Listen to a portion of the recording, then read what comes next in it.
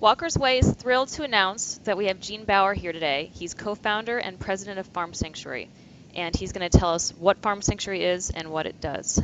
And for those that don't know, Farm Sanctuary is the leading animal protection organization in the country with shelters in New York and California. And Gene Baur has been called the conscience of the food movement by Time magazine, and for 25 years he has traveled the country campaigning to raise awareness about the abuses of the industrialized farm factory system.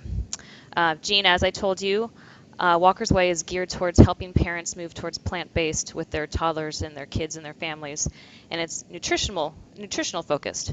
But I also think it's really important to share the animal side of it all, because sometimes that can further inspire us when we are tempted to have that meat product that's not nutritionally beneficial, or when we're tempted to have anything like that. So I feel like by knowing the animal side, it will help inspire them and just unveil the truth for them, which I think a lot of people need to know. So yeah. I'm going to go right to the questions that Walker's Way followers wanted me to ask you. So for those that don't know, and beyond what I just did a brief intro on, who are you and what do you do? Yeah, well, I'm the president and co-founder of Farm Sanctuary.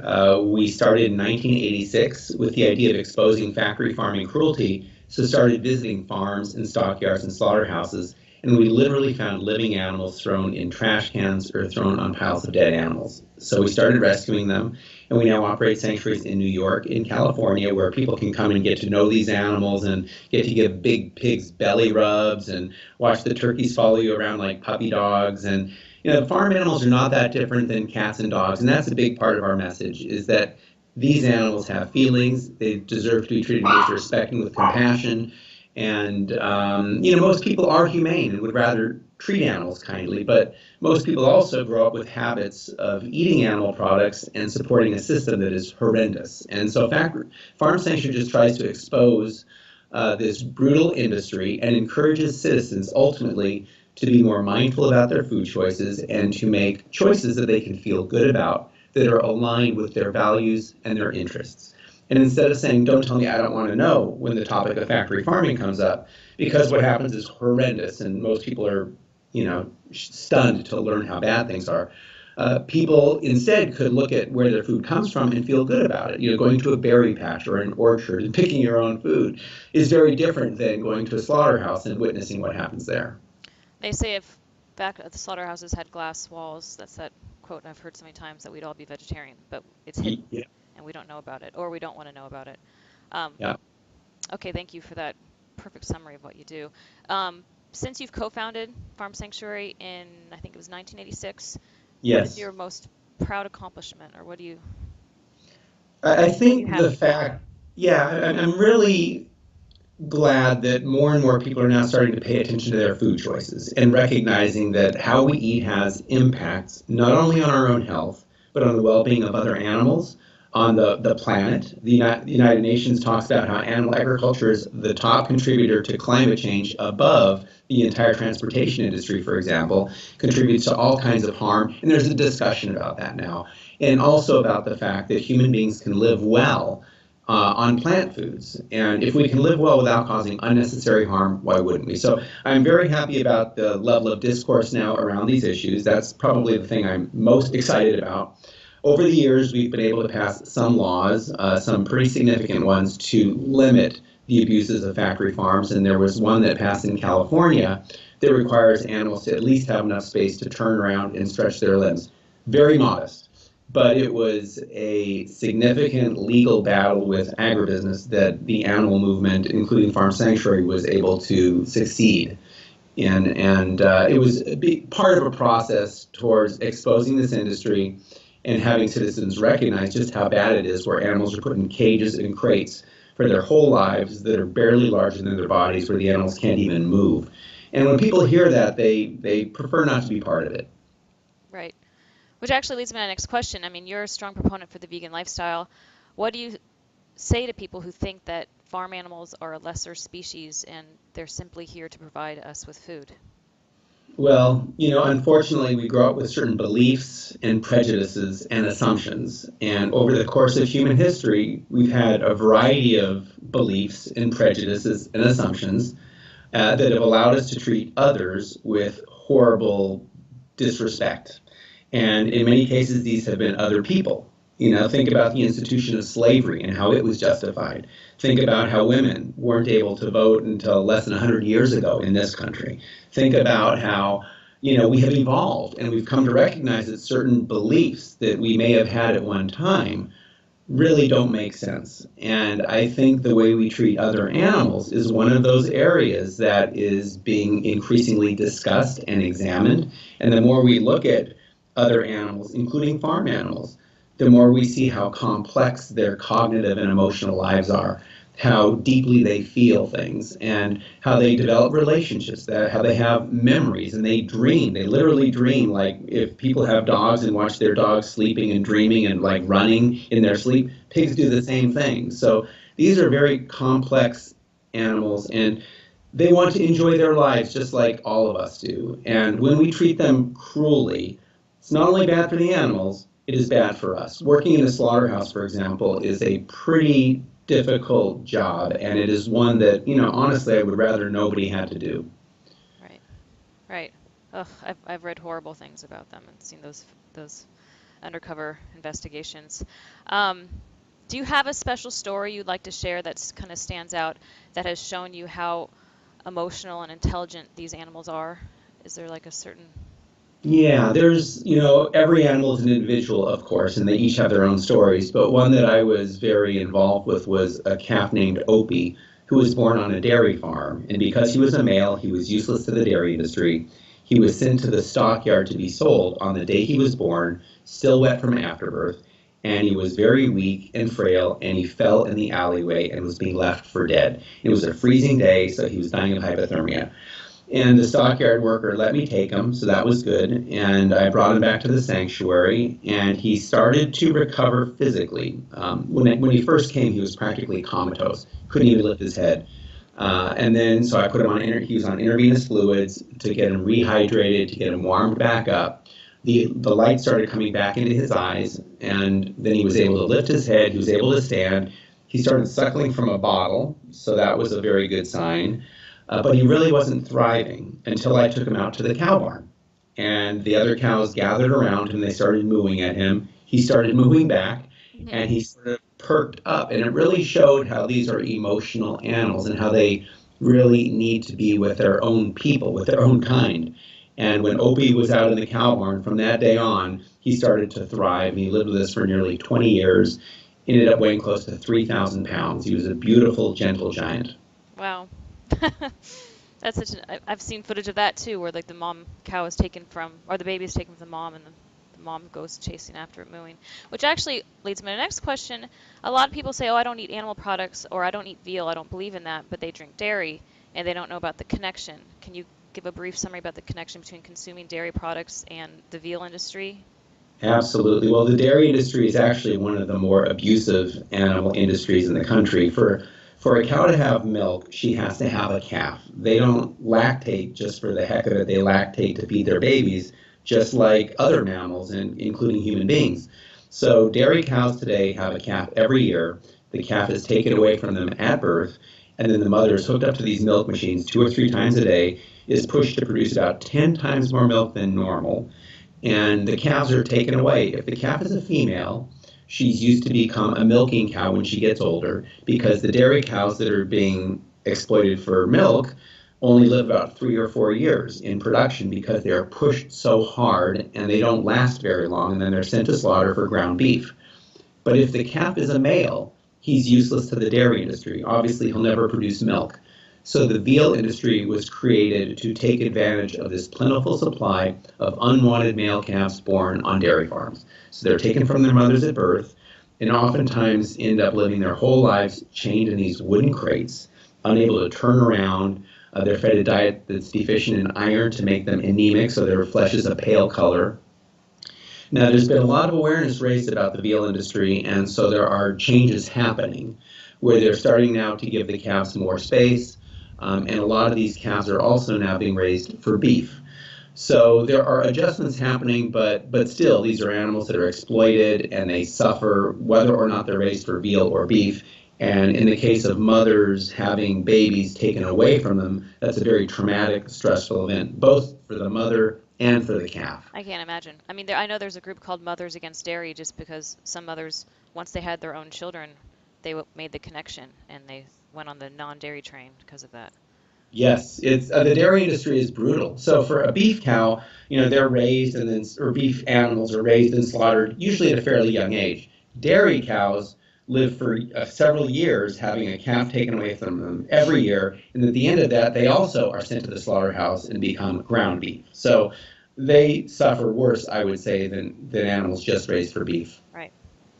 Um, a big question I have myself and other parents wanted me to ask is some people claim to be animal lovers. They love their dogs, they love their cats, they buy them Christmas gifts and birthday gifts, but they don't see the connection to farm animals and animals that we consume. Um, how do you explain this disconnect? How can someone have a dog they give birthday presents to and then allow what's happening at the farms with these pigs, for example? Yeah, it's a very interesting question, and it's one that makes me scratch my head all the time, too. There's this massive inconsistency between how we love certain animals and we disregard the well-being or the feelings or the existence, really, in many ways, of other animals. And what I think also happens is when we mistreat somebody, whether they're a human or a non-human, there's a tendency for us to want to validate that behavior and justify and rationalize it. And one of the ways we often do that is by denigrating our victims. And if you think about over the course of human history, when one powerful group has mistreated another, there's this tendency to start labeling them in unfriendly ways. And today, when it comes to farm animals, we do the same thing, and in subtle ways many people probably are not even aware of. For example, being called a turkey is not a compliment, and it is a put down for the person and implicitly for the turkey. Or being called a pig is also not a compliment. So there are subtle prejudices that we're unaware of that have profound impacts. And I think when it comes to why we love some animals, it's because we have certain relationships with them and we have certain beliefs about them. And then how we have used other animals, farm animals particularly, we have certain beliefs about them, such as they are here for us to use. But I think that's a belief that we need to challenge and rethink. And if we can live well without killing them, why wouldn't we? It's actually better for them. It's better for us. Farm Sanctuary's first bumper sticker said, if you love animals called pets, why do you eat animals called dinner? And I think it's still a question that we need to put out there and say, what is the difference? In some countries, they eat cats and dogs, and here in the U.S., we get all upset about it. Right. In other countries, they don't eat cows. So the animals that we consider to be food and the ones that we consider to be companions are really quite arbitrary. Right. I have a bumper sticker that says eat beans, not beans. Yeah, right on. My dad has the same one. It's great. Um, I know a lot of people who want to give up meat. They actually know that it's nutritionally beneficial, but they just say, I can't give up my meat. Or, oh, I just can't give up my cheese. Cheese seems to be the real tough one for people. What do you say to people that say that? You can do it. I think for a lot of people, we're creatures of habit, and we do things that we're familiar with and that we're comfortable with. And even if something is bad for us, we tend to do it just because it's comfortable and familiar. And change is scary. That's another, I think, obstacle to people eating plants instead of animals. So I think to make change, it usually starts incrementally. And if somebody thinks they can't give up their meat, try it one day a week. And then they will start becoming familiar with what they can eat instead of meat. And there are now amazing substitutes, like there are veggie burgers that are a lot like hamburgers. There's meatless chicken and meatless steak and all kinds of products you can buy if you really want that taste and flavor. And there's veggie meatballs. So you can have spaghetti and meatballs, but instead of meatballs from animals, you can have veggie meatballs that are very similar. Right. And I've been vegetarian 20 years, and vegan for 15, and my husband does meatless 5 days a week now, almost, and he likes a lot of those products. He really likes the Beyond Meat burger, and even though it doesn't taste quite the same to him, he does say, you know what, no animal suffered for me, and this tastes pretty darn good, and it's healthy for me. So we're moving Yes. we're moving him to 7 days a week. Excellent. Hey, it's a process, step by step. One step leads usually to the next step. And in terms of dairy products, there's so many alternatives now to cow's milk that you can get into mainstream grocery stores, coconut milk, Right. almond milk, soy milk, The and ripple milk I give my son. oh, that's great. It has a lot of pea protein in it, I Right, think. right. I myself don't have a hard time living the vegan lifestyle because if I ever am tempted to have sushi, I used to love sushi and I used to love scrambled eggs, but whenever I am tempted, I think back to the animals and that just makes it a no-brainer for me. Do you ever have a hard time with the vegan lifestyle or is it just piece of cake? It's pretty easy. I've been doing it for a long time, and it's just how I live, and there's certain things I do and certain things I don't do, Right. and it's pretty easy. Right. I think that's why I want to share the story of the animals because while it's hard to be nutritionally perfect, sometimes you want that junk food or food that's not good for us. If you think to the animals, that's that underlying motivation. That's what's there for me. So that's why I wanted to share the side of the animals.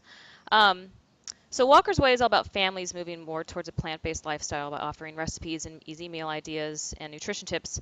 Um, are there any activities or events at Farm Sanctuary that is family friendly or geared towards kids to help them understand that these animals are intelligent, emotional beings that they can kind of connect with? Yes, absolutely. We do regular tours at the sanctuaries where people can come and interact with the animals. You can walk up to a 500-pound pig, touch Yeah. their tummy, and they flop over for a belly rub. So we do events at our sanctuaries in California and in New York. We also have, for Thanksgiving, our celebration for the turkeys, where instead of eating turkeys, we feed them. And we have these really fun celebrations. So Right. that's the type of event we do. And these are very family friendly. Right. I'm bringing Walker to the turkey festival in November. I can't wait. I've been wanting to go for years. That's great. It's so fun, to watch these turkeys dig into the pumpkin pie, to jump on the table and dig in. I It's can't it's imagine it's anything more exciting. I'm excited right now just thinking about it. And I yeah. can't wait to bring him too because the pig is his favorite animal and I just can't wait to see him give a belly rub to a pig. Which actually, when I have to ask you, do you have a favorite animal? I don't get to the sanctuary that much anymore, so I don't really spend as much time with them, so I can't really say I do. But my girlfriend and I foster dogs, so I've got Winston and Pepe, two foster fails I live with here. So Winston's my dog too. He's outside. That's why I looked out the window. yeah. So those are the guys I spend a lot of time with now. And when you spend time with somebody, you kind of connect with them. But Right, if I were on the farm, there would probably be some individuals who I connected with. right. Um, you have a book.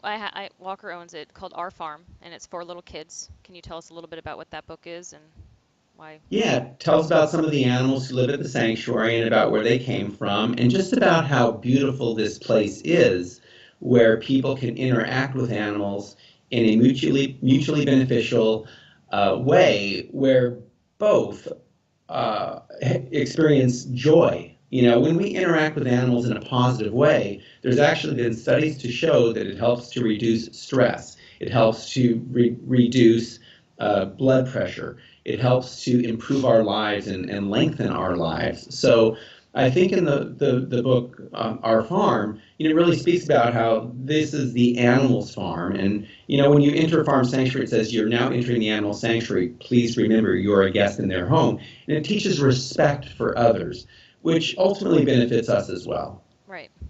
So, do you have any other ways we can teach our kids about farm animals? I'm not going to show Walker Earthlings, maybe when he's older, and there's some gruesome documentaries that are not appropriate for little toddlers and kids. So, other than Our Farm, are there any other ways that you think it's a good way to teach little toddlers and kids about animals? Well, we have our Adopt a Farm Animal program where people can adopt an animal who lives at Farm Sanctuary, and we send a picture of the animal that they're helping us to take care of. Wow. And sometimes those stories can help to educate children about farm animals and who they are. It's tough to talk about factory farming. And as you say, Earthlings is a pretty tough video for children, especially to watch. But if you have happy stories of animals who have escaped that cruel system, it kind of, I think, opens up the door to talk about how things are bad, but how we have choices that we can make not to support bad things, but instead to support positive things. Right. I don't know if you've heard of the book Stephen the Vegan, but they go to a farm sanctuary and he kind of educates his little friends on that. And I read that book to Walker weekly. I Yes, think that's that's another good one. I think that's a good book to read. I think I have one last question, and it's more geared towards kids. There's going to be one day where Walker's at school and his friends make fun of him for being vegan or plant-based. And I want him to defend himself, but I also don't want him to put them down by telling them what they're doing wrong and making them feel bad. So do you have a recommendation as to what we tell our children when they're faced with those situations? Yeah, this is a challenge because we are social animals and we generally want to be in the group and doing what others are doing. And being vegan in a non-vegan world, you're doing things different from everybody else. So children at school who are eating plant-based and then everybody else isn't, oftentimes will face criticism because they're a minority point of view. And so a lot of the same uh, problems that have occurred historically when there's been injustice and prejudice exist and are faced by children who eat differently. So I think the best advice really is just for children and adults, in fact, to ultimately feel very comfortable about who they are and why they decide to eat and live the way they do. And when somebody comes and criticizes, ultimately you can feel still okay about yourself, despite what others say. But we are social, so I think it's oftentimes important to have social support and validation in the family and among friends.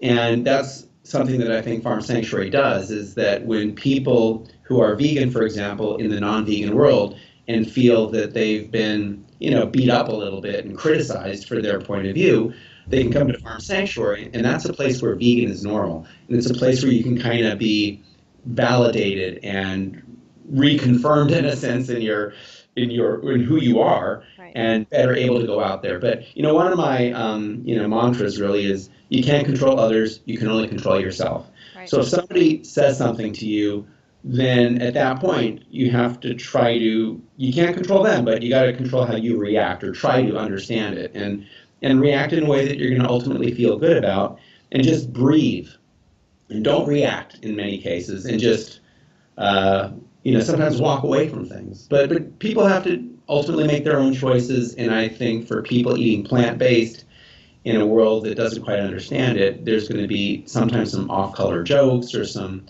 it's because people are sometimes just nervous about dealing with the issue. Right. So just understand that sometimes when people say things, they don't really understand what the issues are, and they don't mean harm, they're just uncomfortable. Yeah. I have one last question. A lot of times I try to share these undercover documentaries where it shows the footage of what's going on in these factory farms, and the most common response I get is, "Oh, that doesn't happen at all the farms. Oh, that film was doctored up." That's the most common thing I hear. "Oh, that film was doctored up." And I'm like, "Well, what's the motivation for that? This is actual footage." What do you have to say about that? I would say that bad has become normal on today's animal farms, that the footage reflects what is happening. It also reflects an attitude of disrespect and abuse that exists on these farms. And if these farms didn't have anything to hide, why are they trying to pass these ag gag laws to make it illegal to document conditions? Why are they preventing video footage like that from being shared? So this is an industry that does a lot of bad things. And there is some variation. Some farms are worse than others. But at the end of the day, these are animals who are seen just as commodities, as production units, not as living, feeling creatures. And that is the fundamental problem. And once you see somebody as just a production unit, almost an inanimate object, uh, there are problems with abuse, and that is just rampant in the industry. Right. Well, I know you're busy. Is there anything else you'd like to share with No, I would just bloggers and say followers? thank you so much for having me on. And, the next generation is going to play a big role, hopefully, in getting our planet moving in a better direction. So thank you to all the mothers out there and fathers out there and parents out there trying to create a better world. Right, right. We are.